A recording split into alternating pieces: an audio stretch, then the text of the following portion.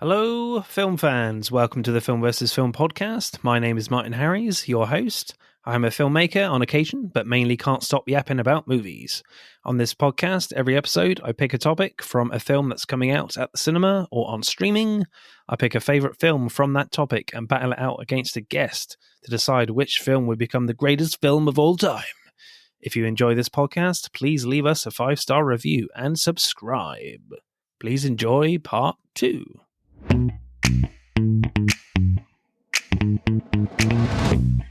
Hello, welcome back to part 2 of the podcast, people. As you guys already know, this is the part where we have a look at your Instagram responses from the previous episode.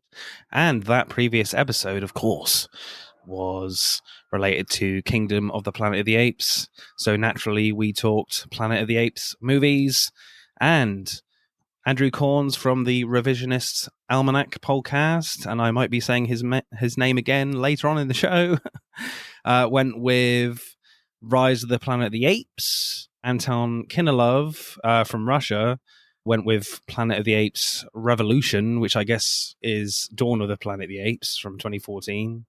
Exospace Media went with the original and always will be. And the movie boners went with Dawn for sure. Chris and Elle, I am intrigued. What is your choice for Planet of the Apes movies? What's your favorite? Okay, I'm going to go first because I'm embarrassed that there are all these like Planet of the Apes movies. And I don't know. I love animals and I don't know why I've never really properly seen any of these movies. I saw one a long time ago. Okay. And my impression was, this is not bad. I really should watch more of these movies. And then I never had that thought again. Sorry. Right. For me, I'm going to go with Dawn. That was... Yes, that was very good. Really, absolutely. Dawn. It's not even close. I mean, it's not a landslide, but it's not close. Really? You don't think Rise or War is up to scratch with Dawn then at all? They have their merits, but I think when I think of a Planet of the Apes movie, it scratches more of the itches that I feel when I'm going to see that type of movie. I really like the character arc of Caesar, and I just the other ones don't do it for me. Not to that degree. You know the reveal though at the end of the first film though, right, Elle? Do you know the end, the twist end? Which not off the top of my head.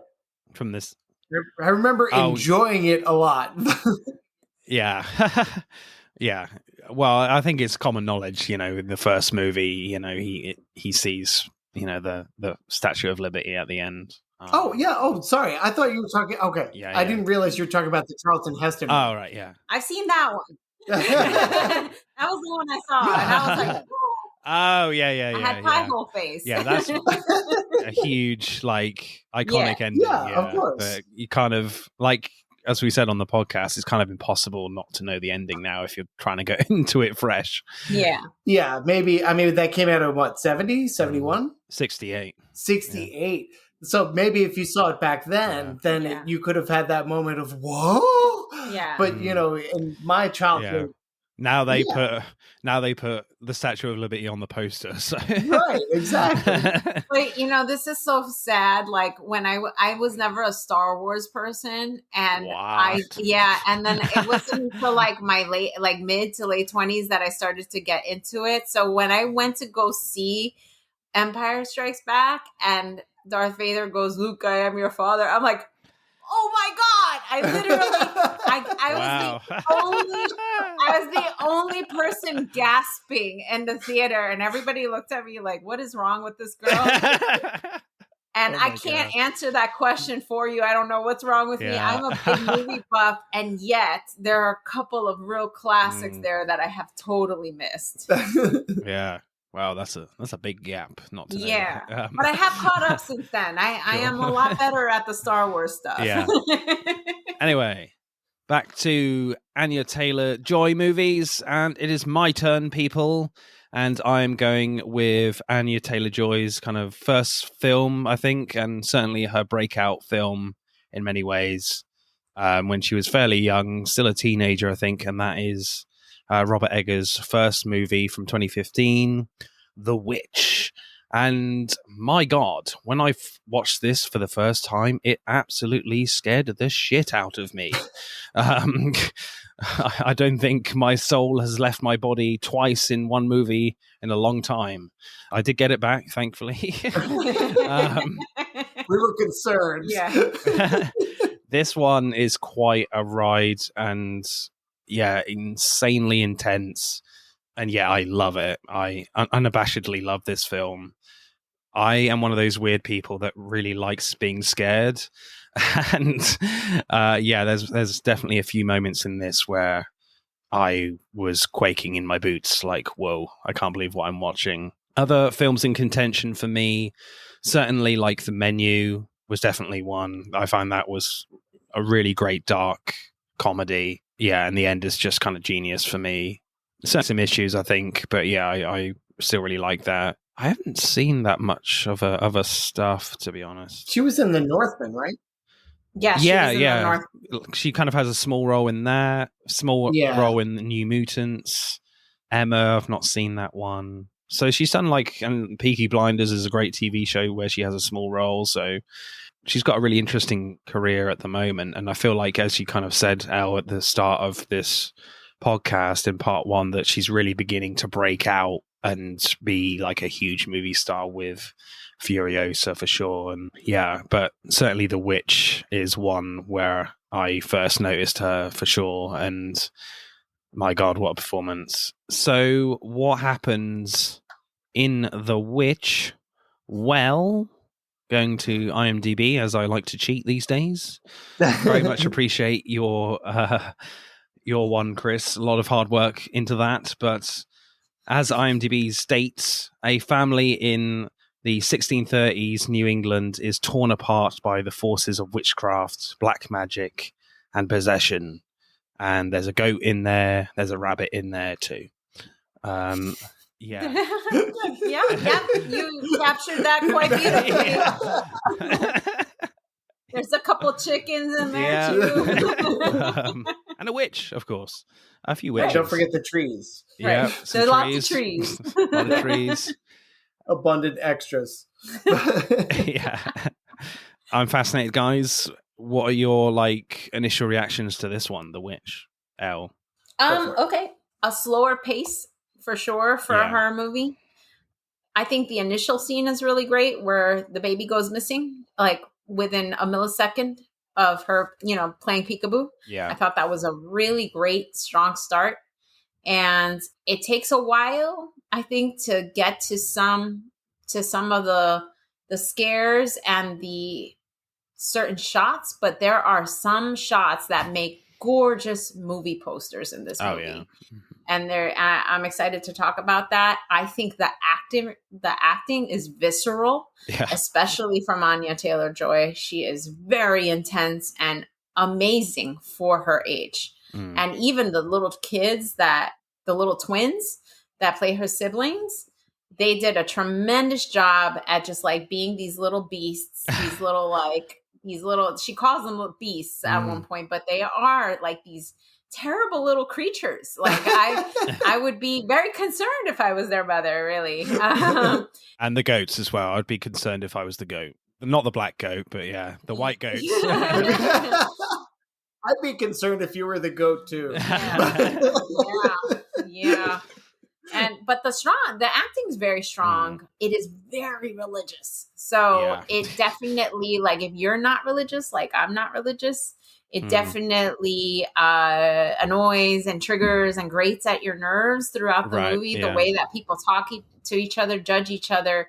I think there's a lot of intensity, but a lot of it has to do with the dialogue and the religiousness. Chris? For me, I originally saw this movie in the theater.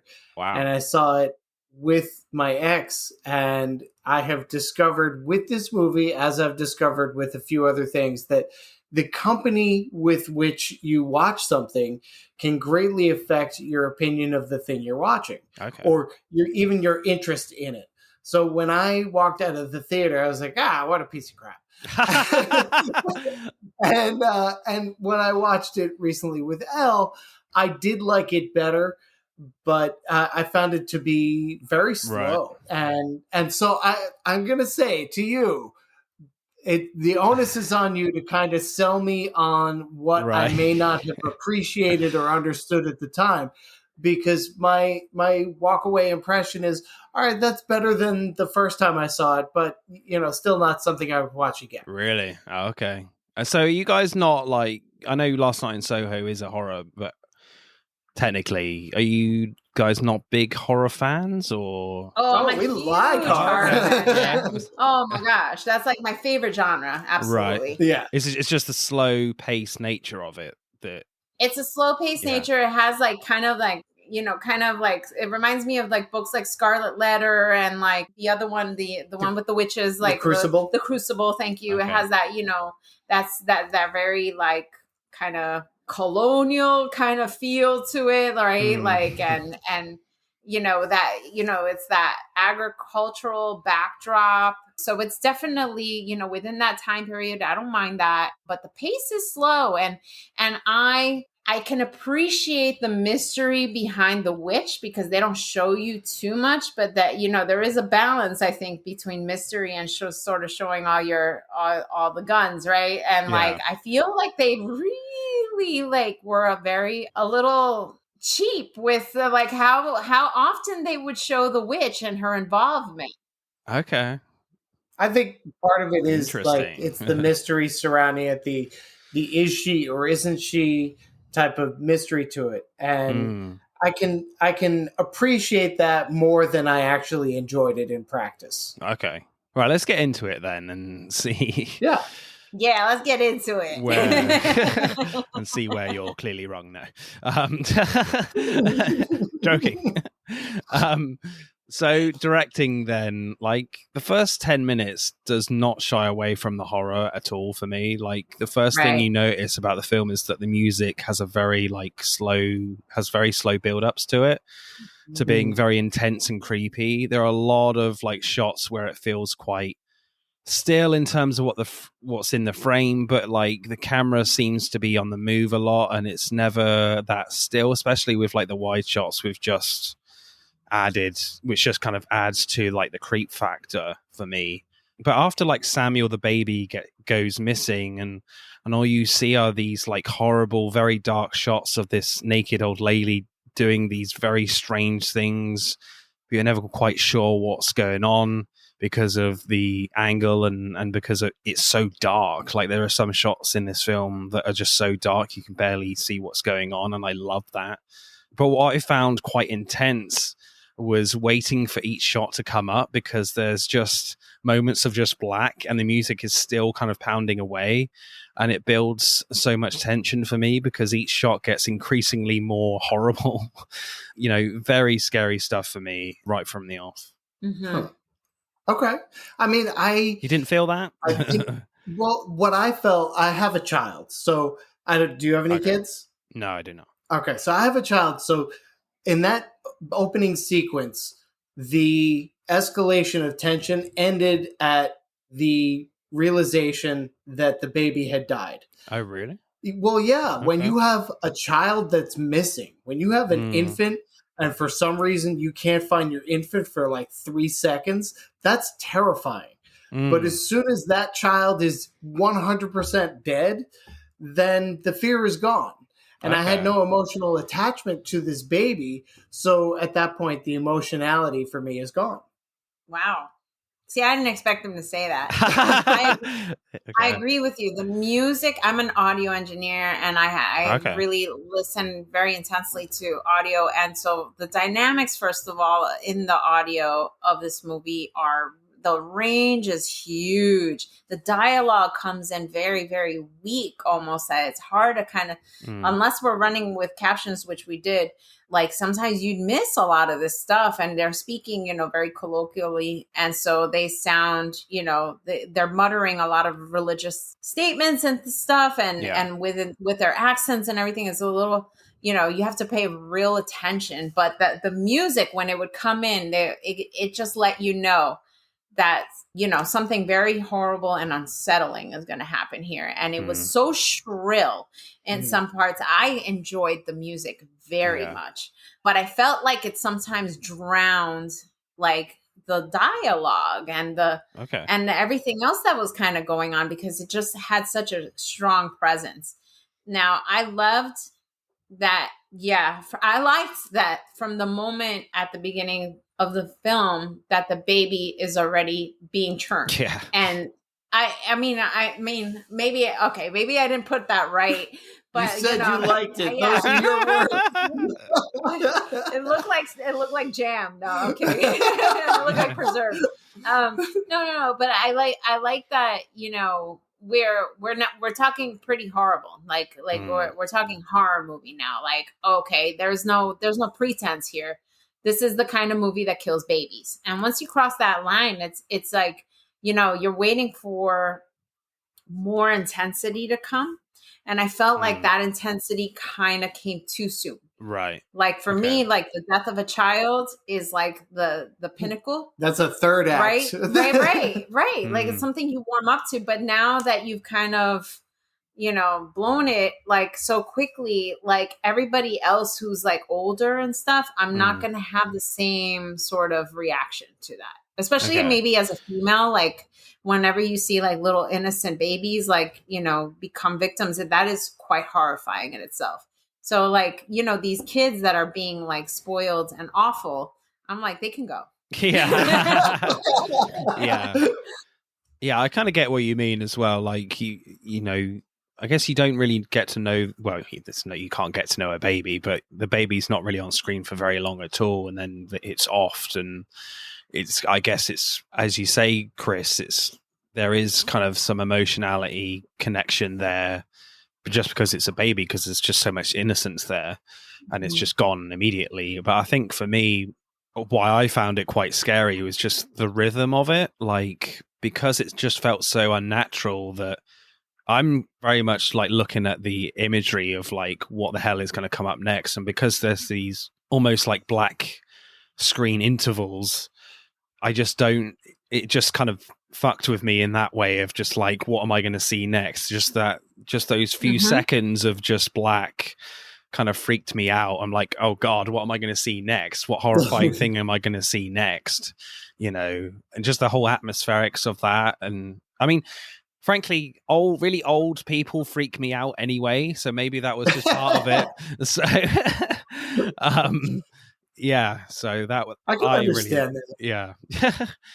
But I mean, my grandmother's 102. She's really horrible. So old people, like I have an affinity for old people. Okay.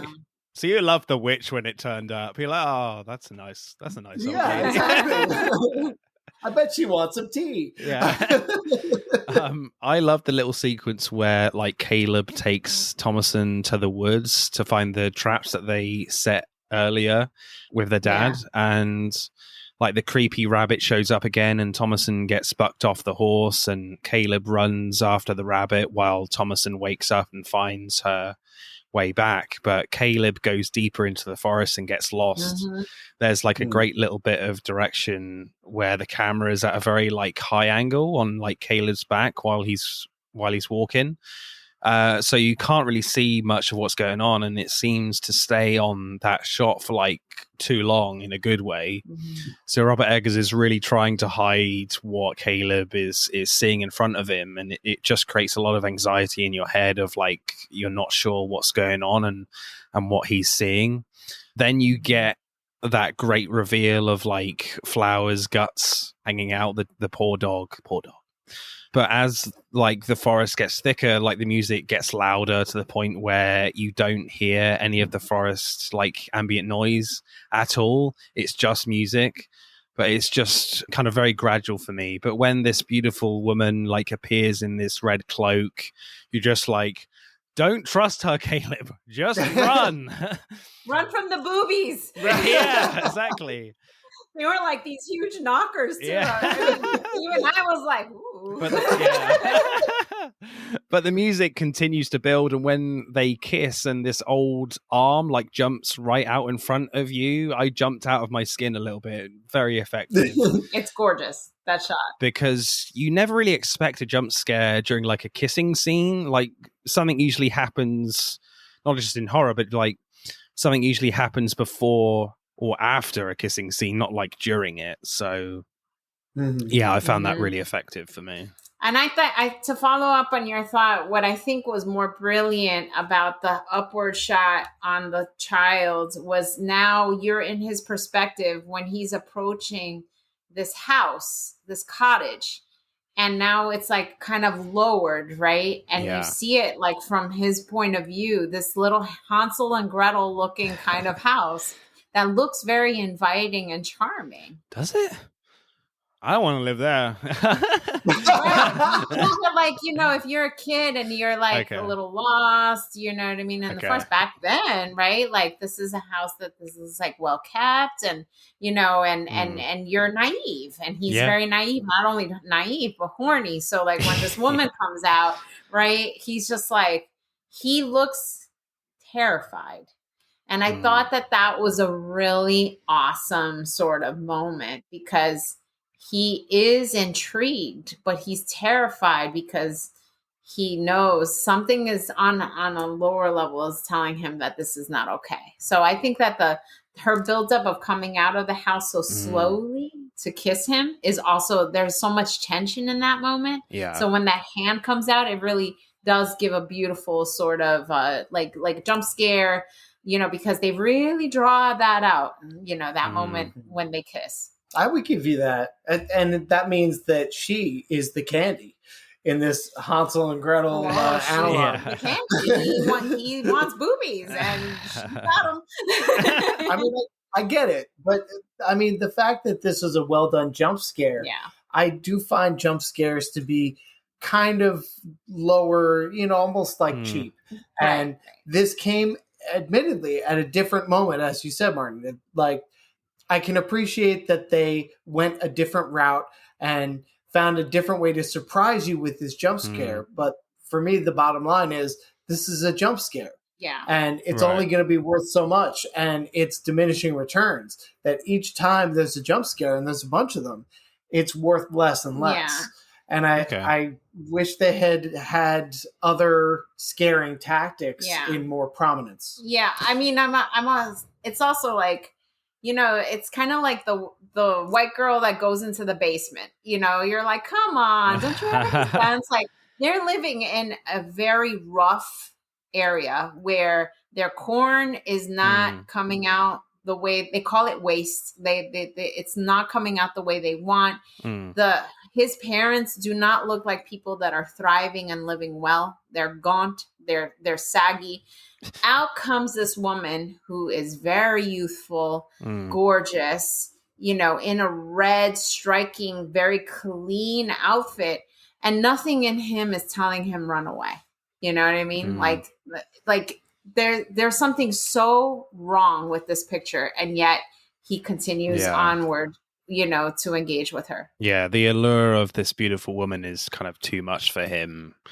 You know, with the fact that, as you say, like the backdrop of their life is pretty bad. Grim. You know, it's grim. So, you know, why not for this kid in this moment? But I think I kind of, you know, disagree a little bit with you, Chris, in terms of the jump scare. Like, I think the jump scares in this film, like, are really well done. And sometimes in a lot of lesser horror films, like when you have jump scares, you can see them coming. You know, it's kind of very easy. With these, for me, they're constructed in a way where I certainly didn't see them coming at all. But in other films, like, you can see them coming a mile away because the rhythm of the film is established in such a way where they're just not scary when they come because you can see them.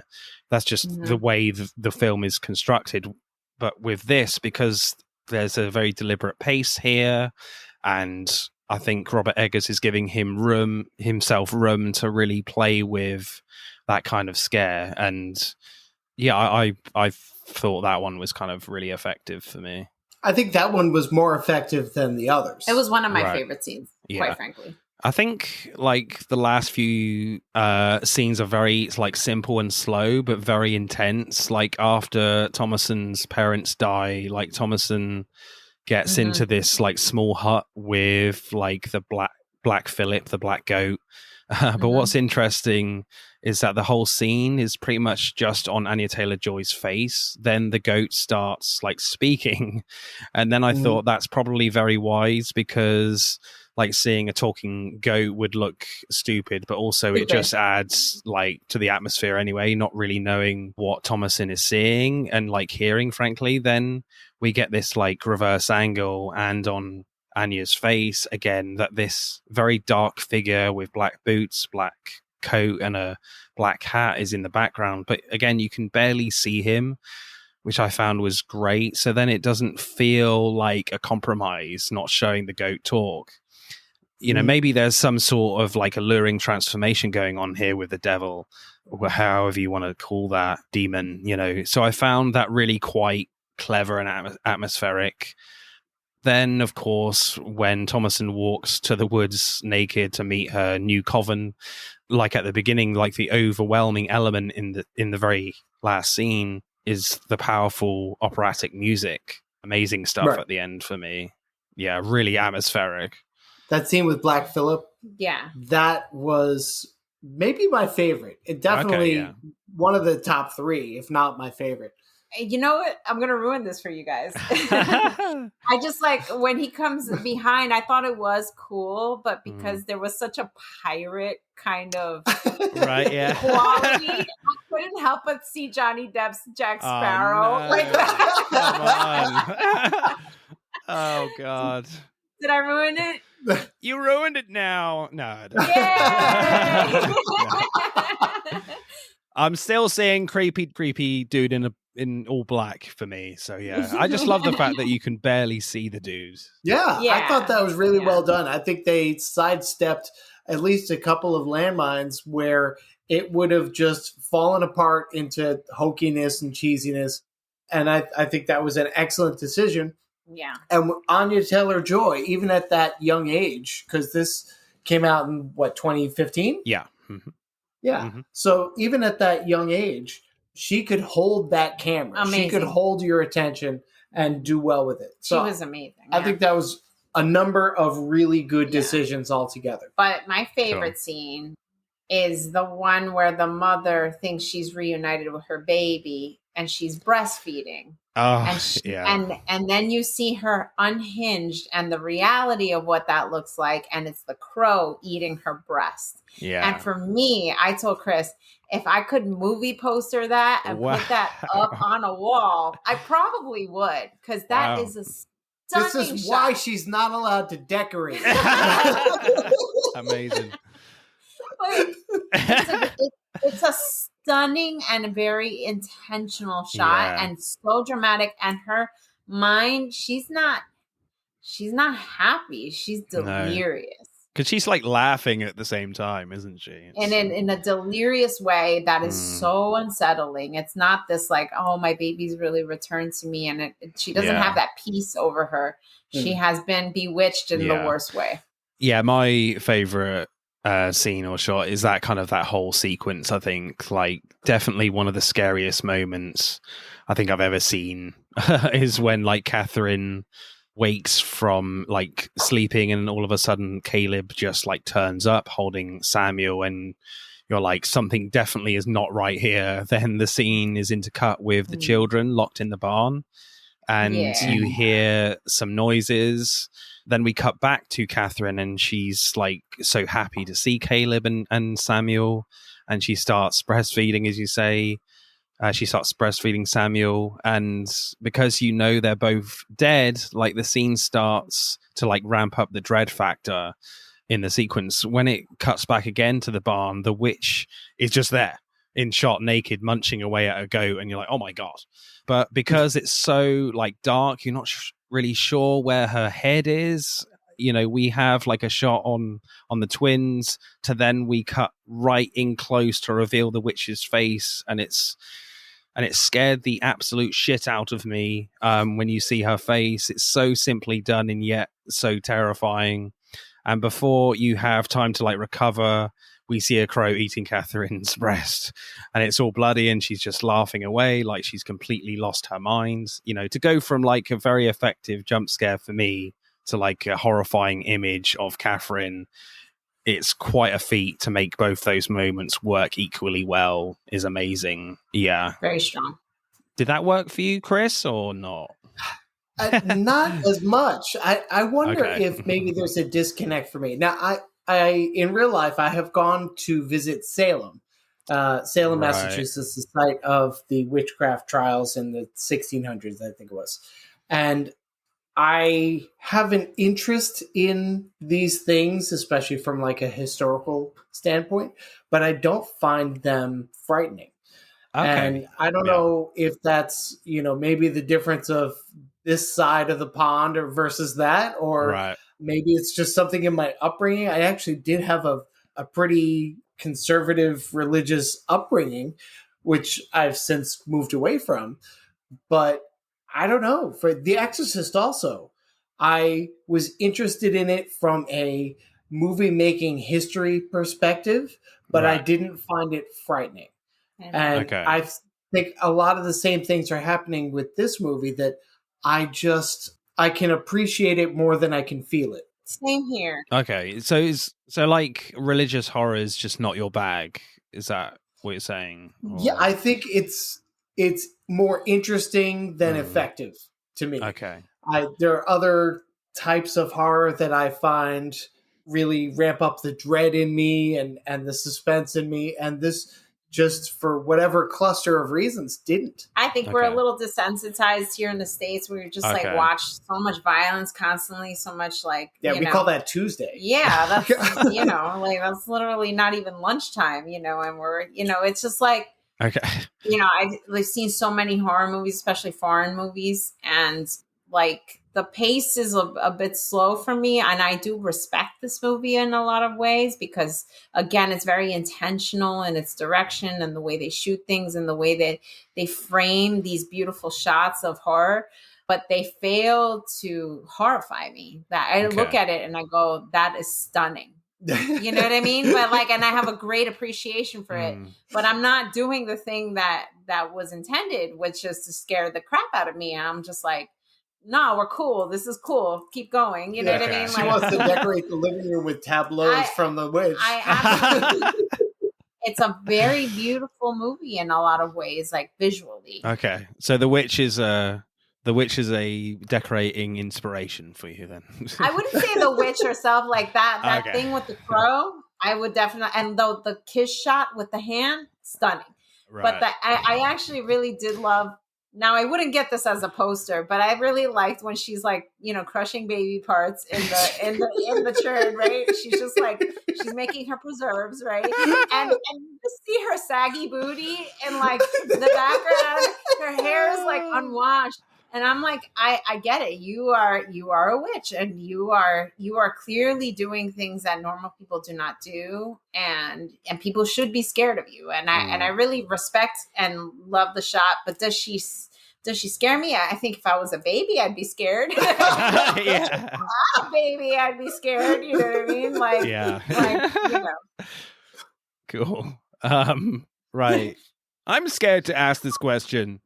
So, directing score for you guys for The Witch.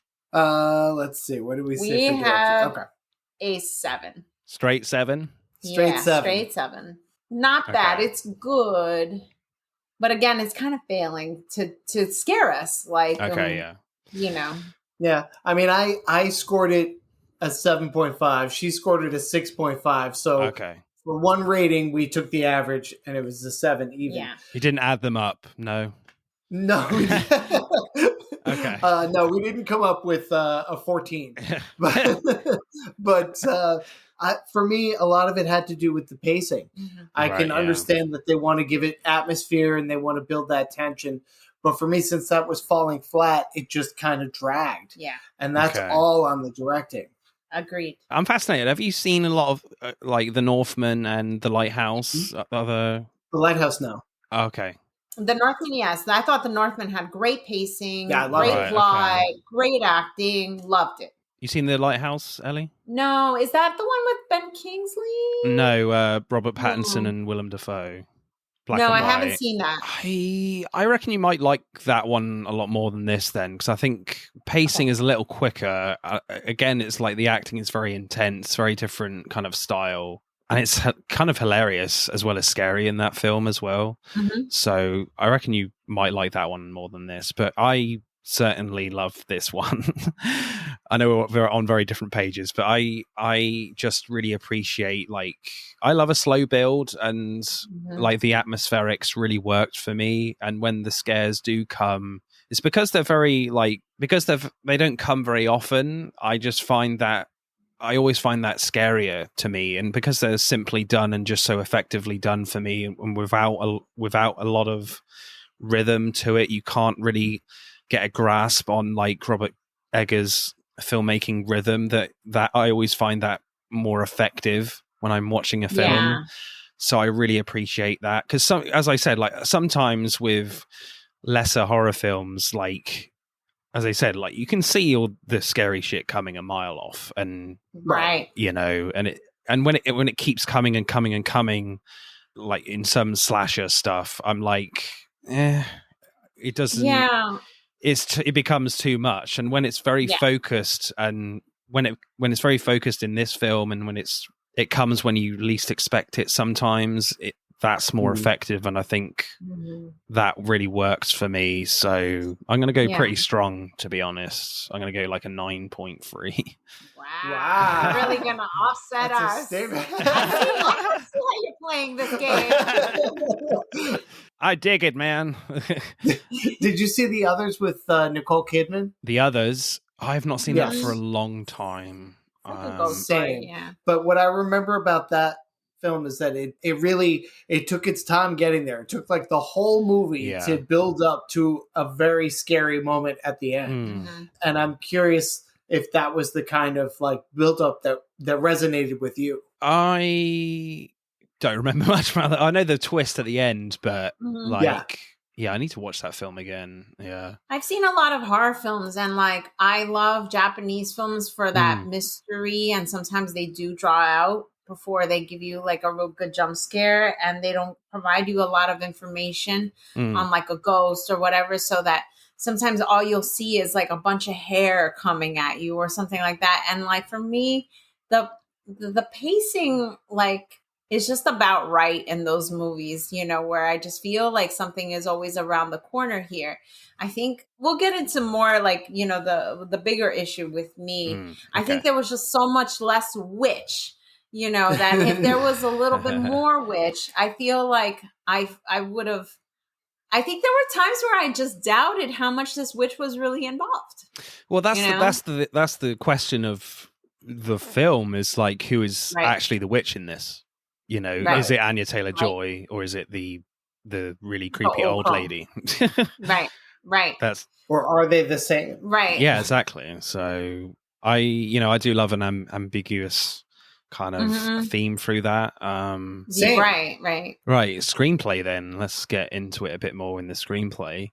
The story is kind of really interesting in the first half of the film, because at first we get introduced to this family, and they've been, I think, exiled from this plantation because of different religious beliefs, I think. I'm not sure it's terribly clear. But then we get this like really intense witch scene after the baby Samuel was taken. Then not much like plot stuff really happens, like really, but you've got these like two different parties for me on their opinions of what actually happened to Samuel. You've got William, the father, and Caleb, who think like a wolf took Samuel away, and you've got like Catherine, the mother, and the twins, these two like children, who think Anya Taylor Joy's character Thomason had something to do with it. Like Catherine blames her, but she never specifically says why. And like, if other little things go wrong about like the place, like when her father's silver cup goes missing, she automatically assumes it was Thomason that did it, that she was to blame. With the twins, they like pretend to be witches just by playing around, but then like Thomason pretends to be a witch to try and kind of scare them, and just to basically tell them to just leave her alone kind of thing. That was a great moment. Yes. Yeah. That was like one of our favorites. But the twins like take that very literally because she think she's actually a witch. So you have this kind of rift through the family, and it only gets worse when like Caleb comes back unconscious. So it's just a really interesting beginning with that. There's definitely a split in the family. Yeah, I see. My problem with what I said earlier, it wasn't that I doubted there was a witch. It was going to either be the crone or Anya, because Anya has in that speech where she's trying to scare the twins, she's looking like she's possessing the qualities of a young witch, somebody who has this, like, is just starting to come of age into an understanding of this potential power that she has in herself. You know what I mean? Which is, I think, a pretty common theme, like in coming of age stories, right? But I think the real culprit here, and why I couldn't get scared, is that the real villain was religion in this movie. It wasn't the witch. The witch I wanted to see more of. Like, I wanted to see more pureed babies and, just like, more of her malice, right? Chris is getting worried right now. Well, we just got a new blender, so... I just can't wait to use my new food processor. Oh, God. I'm sorry. I'm giving off the wrong impression. Sorry, not sorry. There's no babies allowed here.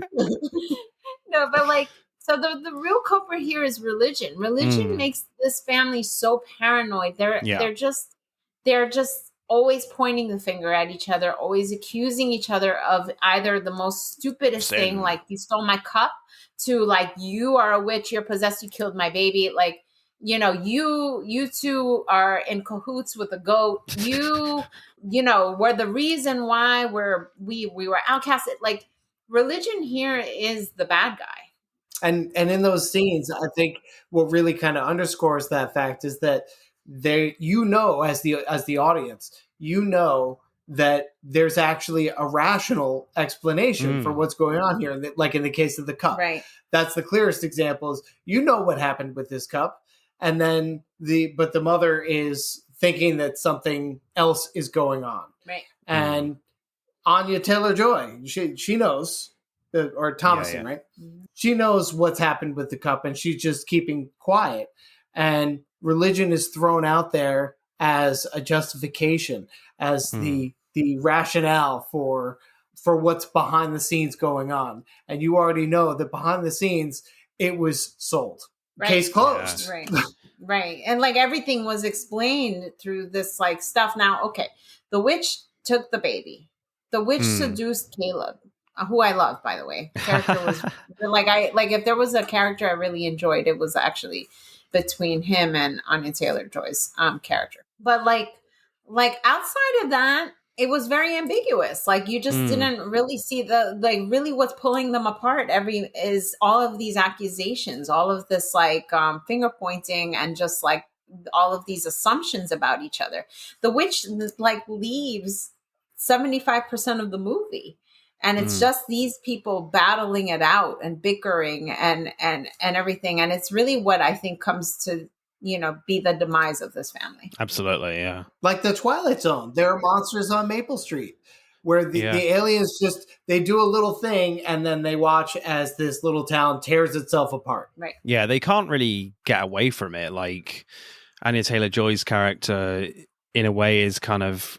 she wants to have some individuality in her life, and the parents are just like, no, she's a witch, you can't do that. But they've kind of gone through they went through the same sort of thing, going from a child to adolescence, so they know kind of how it feels, but they don't give her any sympathy with that. And it's just really interesting watching this family kind of get torn apart through their own belief system. And that's kind of the real troubling and scary thing also about the film, is that there just comes a point where you can't see any hope for any of these characters. They're just kind of gonna like consume each other, and that's obviously what happens. And I guess you could say that that's a very predictable thing, but I just find it fascinating of how that all kind of develops when there's no wavering.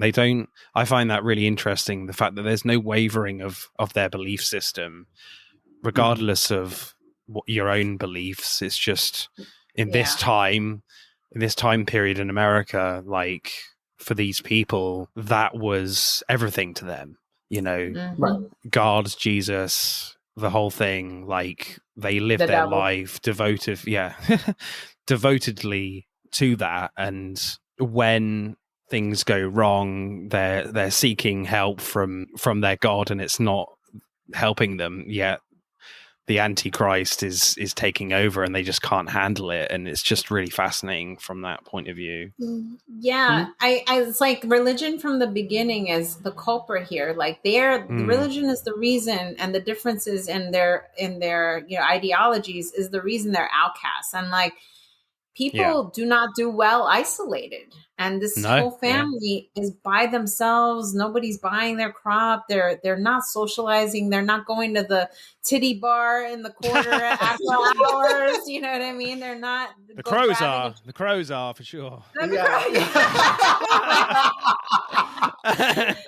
the only ones having fun in this movie. That and the ghost, right? So but it's, they're really isolated, and there's so little God. For all of the love of God, there's little joy. In fact, I was telling Chris as we're watching this movie, I was like, they have crazy amounts of stress for people that have no Netflix, no, like, you know what I mean? No city jobs, no gossip, no interaction, but their level of stress is through the roof. Every moment they're just like each accusing, and especially once Caleb comes back from that cottage scene, after his deadly kiss or whatever, he comes back and every moment is excruciating. He's just like, possessed and clearly like defiled. Right. And like the level of the shrieking between him and the twins and like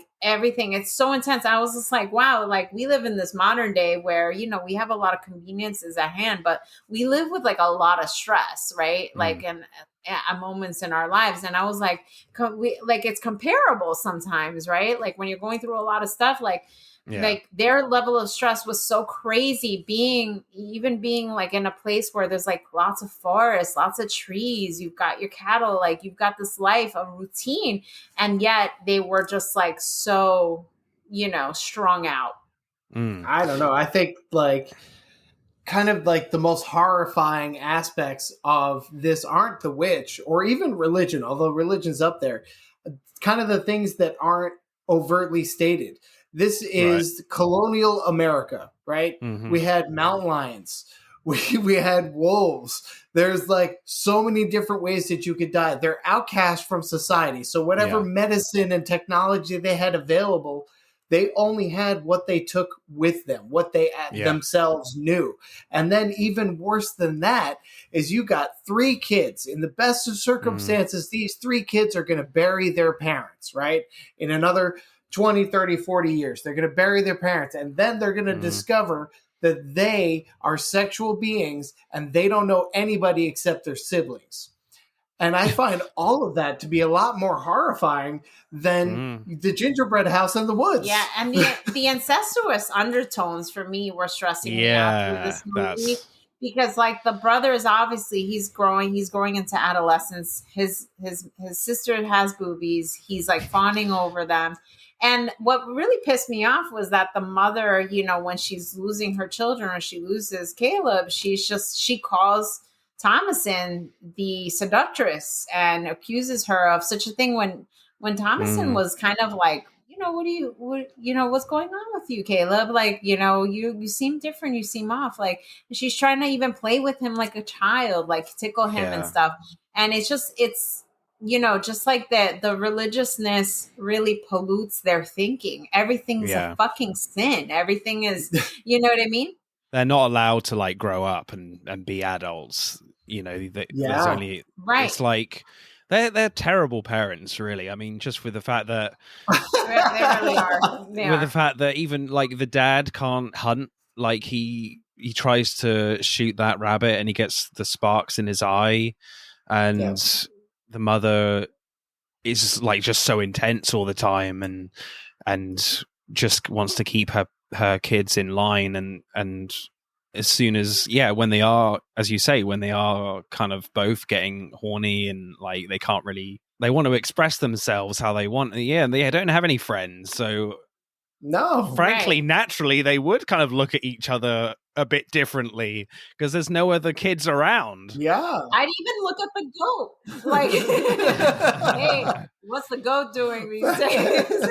Exactly. So it's very much like the parents just can't handle the fact that their kids are growing up. Like that's the starting point of where the horror begins here in this movie, that and their religion is stopping them from allowing these kids to grow up properly and just express themselves how they want. But no, everything has to be done in a certain way, and yet they're in such a like grim environment that most of their time is just doing work so they can survive, so they can eat, so they don't go hungry, and it's like part of it's like almost like a two-pronged problem is that they're so religious, they stifle their children and don't allow them to express, but they themselves, even in their adult roles, are so fucking inadequate.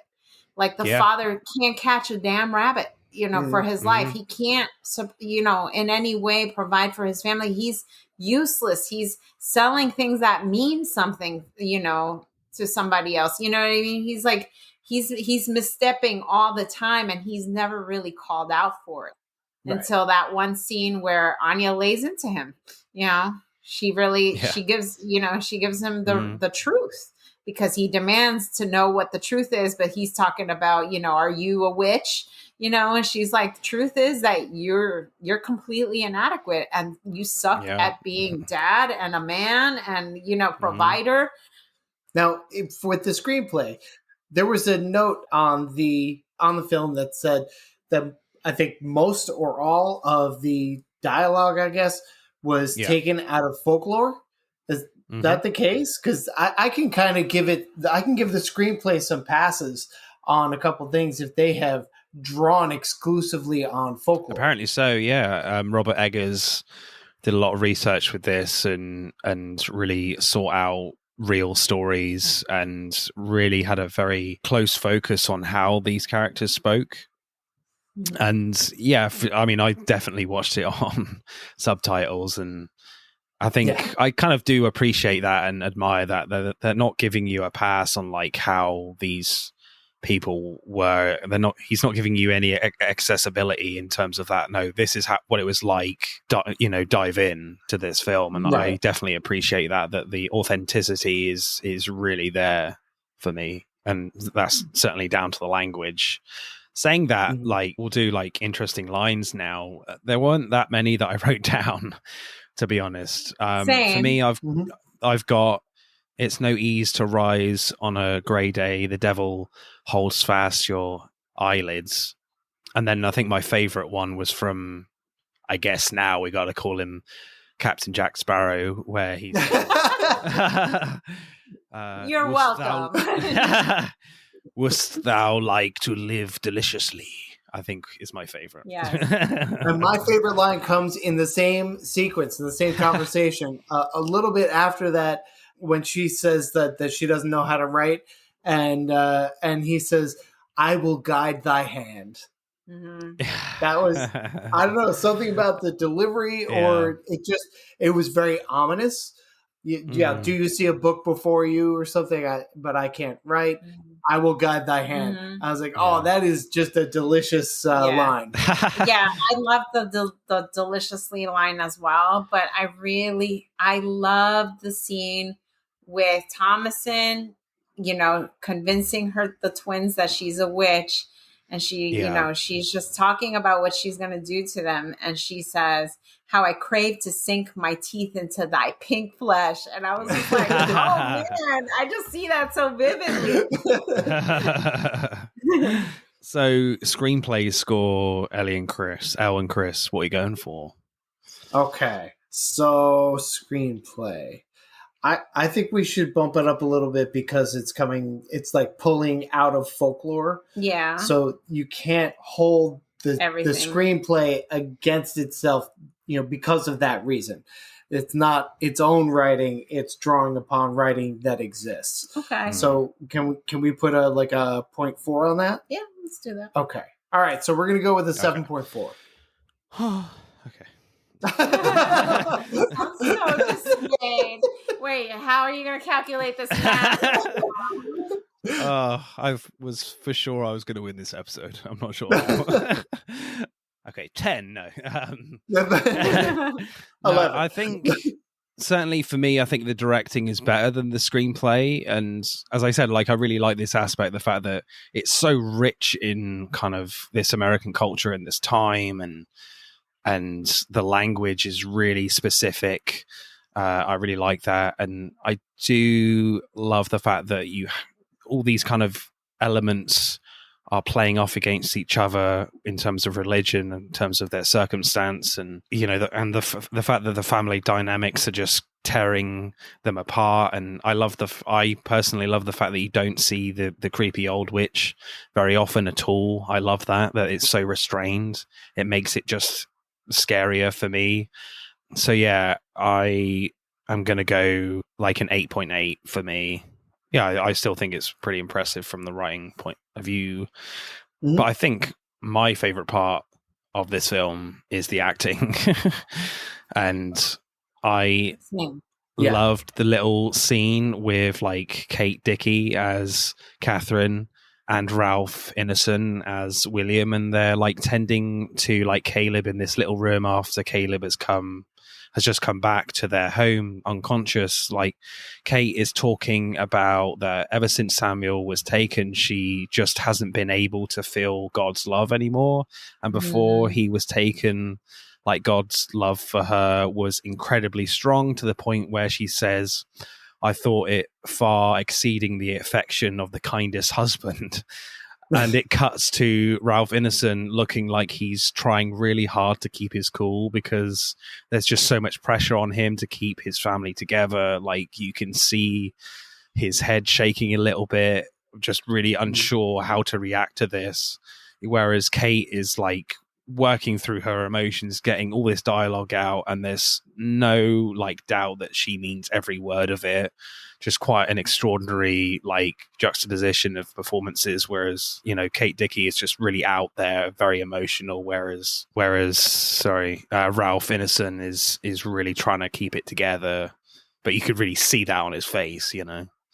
Yeah, those are fighting words back then, Seriously. Yeah. See, I think my favorite moment was Caleb's death scene. Wow. When he is crying out and it didn't seem like he was speaking lines. And that is just an incredibly emotional and rich performance from such a young actor. Mm-hmm. It's really you're hard pressed to find that in an adult actor. And I thought that was just incredibly well done. As far as death scenes, my favorite on-screen death is Miles from Terminator 2. But this was really up there. Yeah. That it was so well done. And I would watch that scene again, and maybe all the other Black Phillip stuff. See, I really like. Is that the Anya's milk carton? Sorry, in Terminator 2. The milk scene. Carton. Yeah. Yeah, that's cool. Yeah, I love that. I loved Anya Taylor's performance in this film. She was very intense, for her age, but I felt like I knew she was coming into some kind of power. I knew she was going to evolve into probably the thing that everybody was accusing her of, right? Because after a while living in this misery, you got to let go. Why wouldn't you? Why, if somebody's hey, do you prefer to live deliciously or how you've been living? I'd be deliciously, please. Yeah. How you've been living is almost dying. I want the apple. Yeah, give me the apple. Nom nom nom nom. So I don't blame her. I think her path is pretty set because her family sucks, but I love that Caleb in that death scene is the only one that seems to be close to God in this film. Yeah. He's the only one that sees the joy, the reprieve, the love, you know what I mean? Of God. And even if he's delirious, but like he gets into that space and nobody occupies that space in this movie. Everybody else is just full of venom and accusations and meanness and unkindness and exhaustion and just all these negative feelings that for me, when he did that, he rose above everybody else. Yeah, Caleb's death scene for me is just super intense from everyone, frankly. Oh, yeah. Like it begins with like Caleb throwing up a bloody apple and the twins like immediately accuse Thomason is a witch. Then like Ralph Ineson as William wants like proof by questioning her, and he's amazing in that, and he looks really angry yet really scared at the same time with his like rapid breathing. It's quite extraordinary. Then like the twins kind of freak out a bit. Then like Harvey Scrimshaw, his name is, who plays Caleb, is so intense, like screeching out these lines, and half the time he's got his back arched up and his head is like holding his weight. Quite extraordinary, incredible stuff. Then it sort of like becomes like a praying battle with Thomas and William and Catherine like holding hands. And then all of a sudden it stops and everyone seems happy. But then like Harvey Scrimshaw is so overwhelmed with happiness in prayer, it actually becomes very unnerving because it's just difficult to comprehend, like going from such pain to ecstasy in such a short space of time. It's quite scary for me. And I was very much on edge when he is in that like intense happy mode. And it becomes to no surprise to me that he does die after that.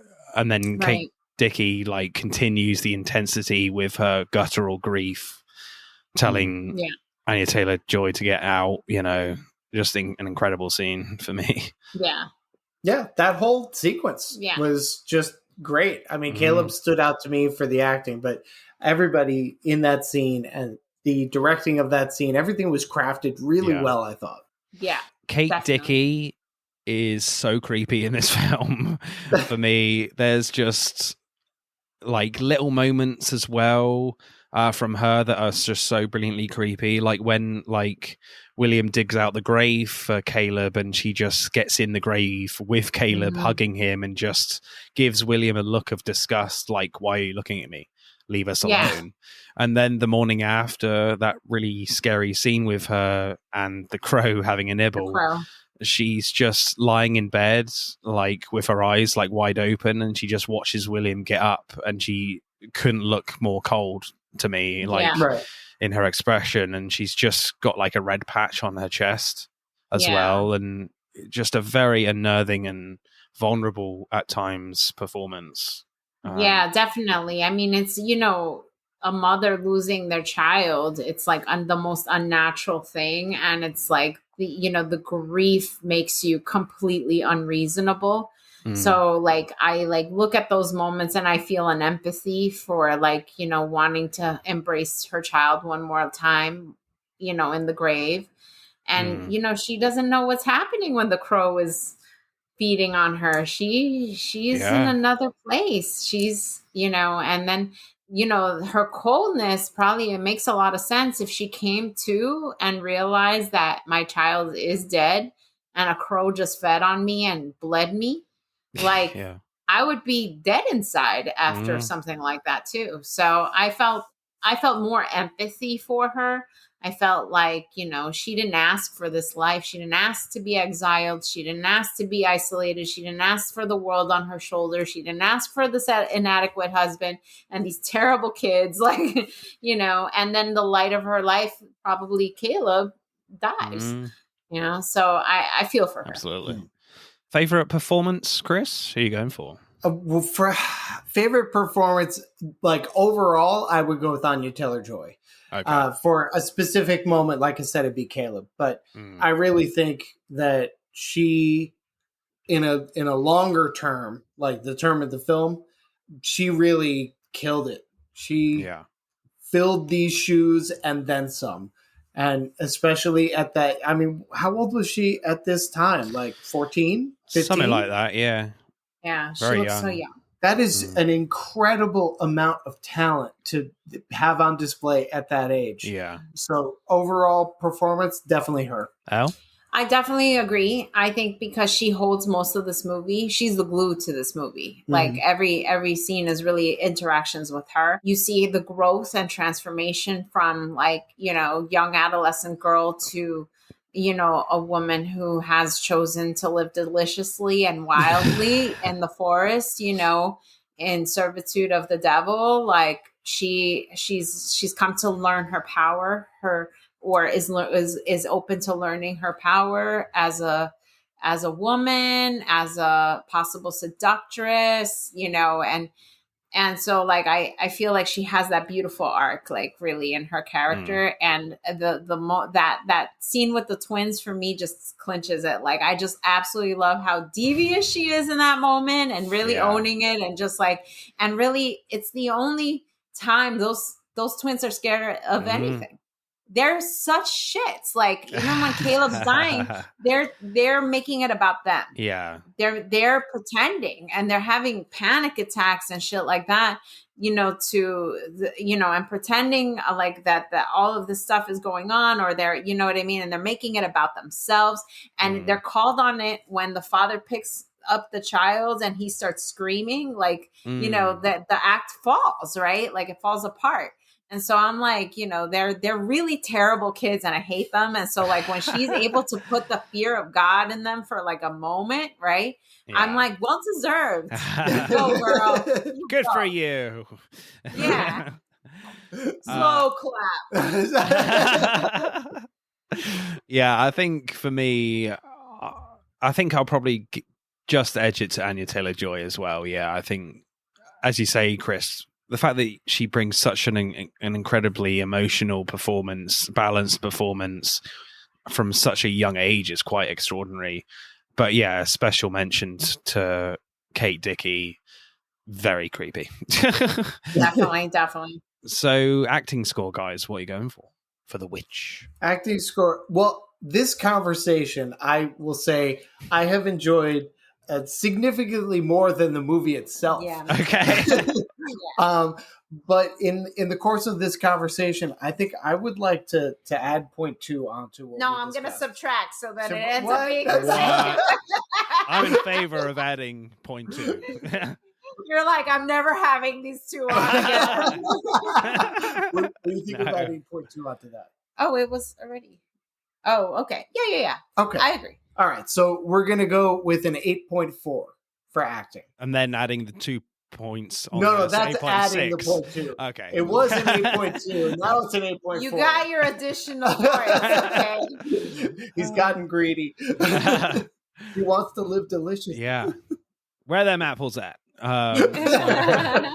Yeah, I think the acting is really quite extraordinary in this film. And when like the acting alone can make you feel all sorts of weird fucking emotions in terms of fear, sympathy, to a guttural level that I did, especially when the first time I watched this, it was just like, whoa, I was kind of blown away. So, and even just the actual witch, the creepy old lit witch, I know you barely see her, but even just that one shot on her, you're like, wow, move on quick. I don't want to see her again. She has that much of an impact for me. So I'm going to go pretty high. So a 9.6. Wow. That is high. Yeah. That is. I think the acting is super intense, and I'm not sure many people can really get to those levels from a collective cast point of view. Right. Okay. Amazing. I mean, I would like to point out the witch's ass is pretty much Danny DeVito's ass in Batman Returns. It looks like a full chicken drumstick from yeah, that saggy booty. Yeah. I'm not sure I can watch Batman Returns again now. We watched it maybe 8 months ago, yeah. 6 months ago, something like that, and it's not great. Nope. No, yeah, we've covered it on the podcast, and it's a bit shonky in some of the scenes. Yeah. Right, let's add up the scores then for The Witch. Okay. Now, don't score on a curve here. Yep. The Witch gets 50.5. So The Witch wins. Wow. With Last Night in Soho getting 50.3. So it was literally wow. It would have been a tie. 0.2 difference. Had you not modified. Well, look, Martin was very convincing, okay? Yeah. I can't deny that the acting was there. And in the course of the discussion, I'm like, he's got a lot of valid points. We need to crank this up a little. Chris wants to be on your show again.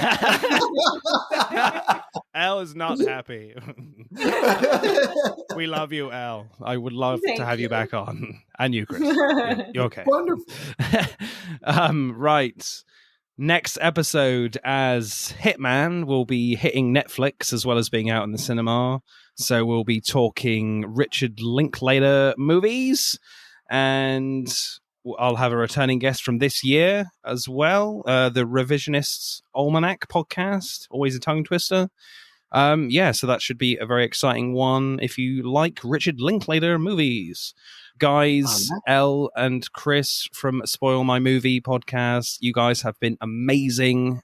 It's been an absolute joy talking Anya Taylor Joy movies with you. This is your opportunity again to tell us about your podcast, and where can we find you? All right. Well, thank you so much for having us. We also had a great time here. Yeah, definitely. You can find our podcast, Spoil My Movie, across all podcasting platforms pretty much, especially the major ones. You can find us on Apple Pods. You can find us on Spotify. We're on social media at Spoil My Movie on Instagram, Facebook, Threads, YouTube, TikTok. And we are currently, while we're doing this guest appearance, we're on hiatus because we just got married. We're going to be moving. So we took a month off from our own podcast. But in the meantime, we're still releasing new episodes on YouTube from our back catalog. And then once we resume, every Monday, we've got new content coming out to all platforms. Yeah, and we just hit our 100th episode, so we definitely have a very rich back catalog, so feel free to listen. We'll be resuming everything July 1st. Excellente. Right, it is time to say goodbye, people. I know it's very sad, very sad. Right, it's sad that I lost. It is goodbye from Elle. Bye-bye. Bye. And it's goodbye from Chris. Bye-bye. That's okay. Right, and now it is goodbye from me. The next time I go to my parents' farm, I'm going to check the barn that there are no black goats in there. Bye-bye. That's it for part 2. Thank you for listening. I hope you enjoyed it. Check out part 1 if you haven't done so already. But don't stop there. Get involved and tell me what your favorite films are relating to the episodes. Send us a DM or comment on Instagram and TikTok at Film vs. Film Podcast, for X at FVF_podcast. Plus, we are now on YouTube, so hit that like button and comment there. If you do, I'll give you a shout out on the next episode. Remember, please leave us a 5-star review and subscribe. Pod signing off.